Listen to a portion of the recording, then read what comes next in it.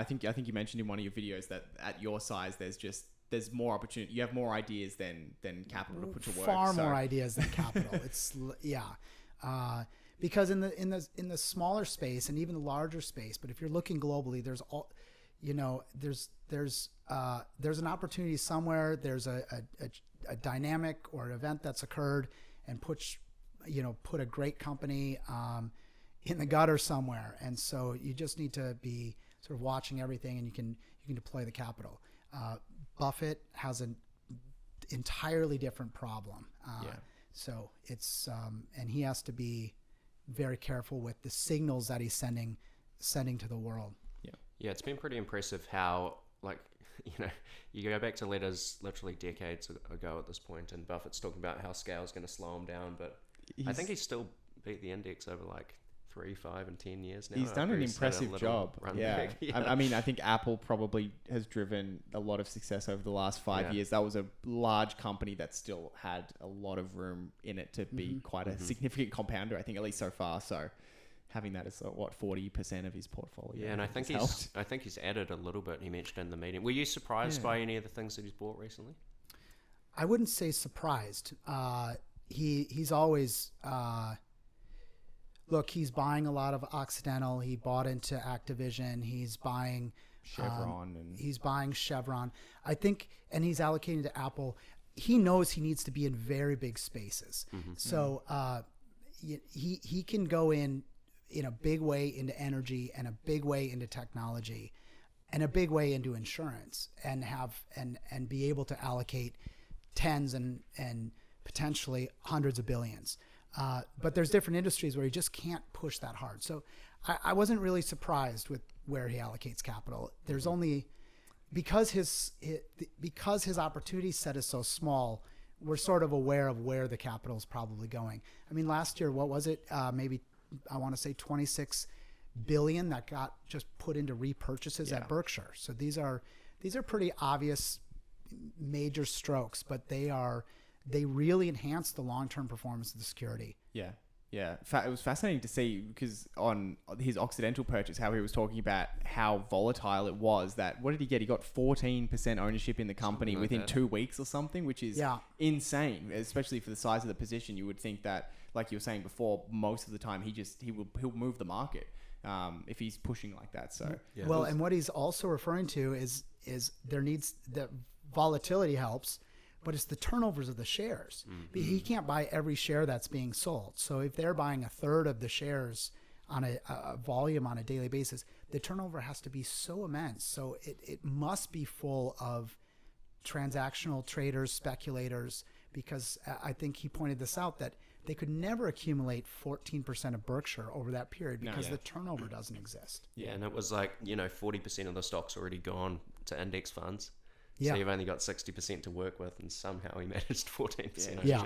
He was kind of saying something. He was quite surprised, Yeah. I think. He was saying something similar. I guess it was 2020 when he was getting out of the airlines. It was like, seemed like he was laughing about how quickly he was able to get out of there. How many buyers there were of something that clearly looked like it was going to have some headwinds. Have a rough time. Yeah. Okay. Was there any other takeaways he invested in about 7 different companies. Actually, one thing, I'm not sure if you have any insight on this, but I heard somewhere that he also invested in some German companies during the quarter. That's all I've heard. And I don't know if. Yeah. I'm not sure exactly what he was buying, but because these international purchases don't show up on 13Fs. And so it needs to sort of filter through. So I'm not sure exactly what he was buying, but of course it would not be surprising at all to learn that he's making international investments. I thought because there's been a 3-year hiatus, there were some, I think, newcomers to the meetings like yourself. I found it amusing how many people were sort of speculating on how much more time these guys have. In fact, so many people said, well, they're actually assuming it's probably the last year. And I'm not overly optimistic. I recognize their age. They're not going to be around forever. But these are 2 healthy individuals working hard in their old age, surely surrounded by the greatest medical treatment. Not the greatest diet, though. Not the greatest Yeah, stuff. what's in the peanut brittle? We've got to be candy. we've got to be shipping more of that in. Well, so I mentioned to you guys just before this, I have this actuarial table. So I came back to look because it's been a little while since I've heard everybody saying it's their last year. And the table's from 2006, so it's a little out of date. But it says if you're 98, on average, you have 3.4 years. If you're 91, you have on average 5 point something years. Mm-hmm. So I think it's highly likely we have a few more of these meetings. And I don't think these are your average American citizens. So they could have a few years left. Anything can happen. But hopefully they're around for a little while longer than some people expect. Yeah, I hope so. I think we came just with the idea that, they are getting a lot older and, we just want to make the most of it. But we would love to come back here every year for as long as we can. There will be a final year. I'm just not certain that it was this year. Yeah. Yeah, it is good to start seeing some of the other guys up there like Greg and Ajit, although they answered one question or something. It was one question in the first session or something. Yeah.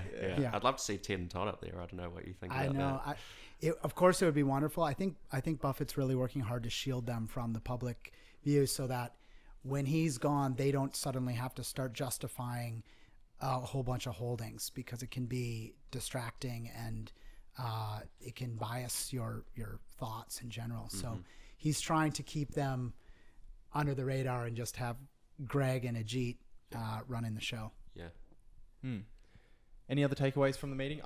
There was a lot of talk about inflation. I think someone mentioned an article that Buffett had written in 1977 about inflation swindling the equity investor. Mm-hmm. I actually hadn't read that article before, so I went back and read it, and it was really fascinating to see him break down all of the different ways in which most stocks actually are very similar to bonds in that they don't really offer too much protection against the inflation, that businesses aren't able to increase their return on equity or whatever. In order to outpace inflation. So I thought that was really interesting. And then I think in the meeting, he kind of went into a discussion.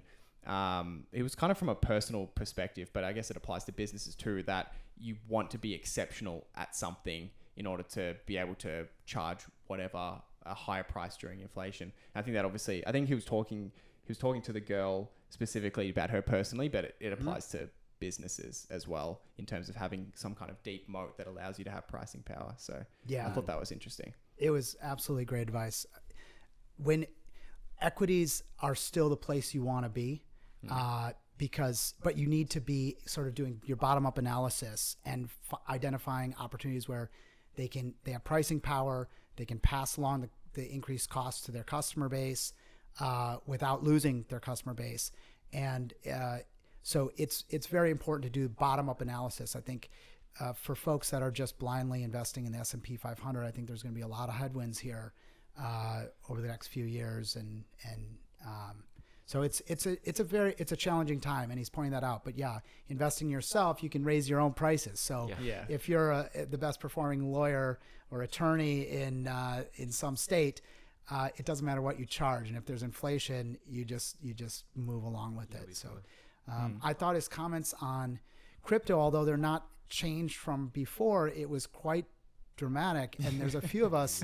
I actually set up a little Coinbase account, and I have intention of purchasing a little Ethereum, mostly to watch Absolute sin. But it's so, Buffett's saying he wouldn't buy all the Bitcoin in the world for, I think he said 25 billion or something. I think he might if someone offered him all the Bitcoin. I think he literally said $25, didn't he? Yeah, he said $25. Oh, did he say $25? Yeah. I just assumed it had a B at the end. No, it was like $20. He said $25. Yeah. Oh. Really? Yeah. I'll have to go back and watch that. Yeah. Because that seems, that's so extreme. He's clearly trying to make a point. If he wasn't, I think he has to really communicate to the masses, and in doing so, he's trying to protect people from speculating on this sort of these products. Yeah. I don't think it's a sin to have a little small piece. We don't have it in our fund, for example, and I've made that clear to our investors. But if you want to have a little crypto on the side, I think that's okay. It's a diversified product, and it's been doing just fine. And I think for some of them, like in Ethereum, that's the rails of of the future of Internet 3.0. So in fact, the protocols can produce something. So I don't know all of the details. There's experts out there that do, but I just find it amusing that they still are so bearish against this. Very extreme. Yeah, I guess there's like the investment point of view where it's a non-productive asset, and then there's the technology, just the underlying technology. I think clearly has value, and maybe they misunderstand that, or they just don't care because they don't care about that perspective. But I think certainly I don't really know that much about crypto, but certainly from things that I've seen, the technology is going to continue to be used in ways we don't really understand. But from an investment perspective, I guess it kind of falls in the same camp as gold, as maybe you want to add diversity, but it doesn't produce anything. So it's difficult to reach any kind of intrinsic value. There's definitely a lot of speculation. I sometimes wonder if Charlie's talking to his army of grandkids when he's saying these things that are, I don't know, presumably going to get billions of dollars. don't put my money in Bitcoin. Don't you dare. Yeah, well, there's just a lot of speculation, I guess. And it's hard to understand what the future's going to look like. Yeah, I'm sure there was probably quite a lot of similar discussion around the internet when it was early 90s or mid 90s and late 90s. There was a lot of, obviously, companies that were terrible businesses that didn't produce cash flow. You could probably see them in a similar light. Yeah. But the underlying technology, you could probably see that it was going to develop into something, whether or not you could see what it would be. So yeah, that's right. Yeah, we should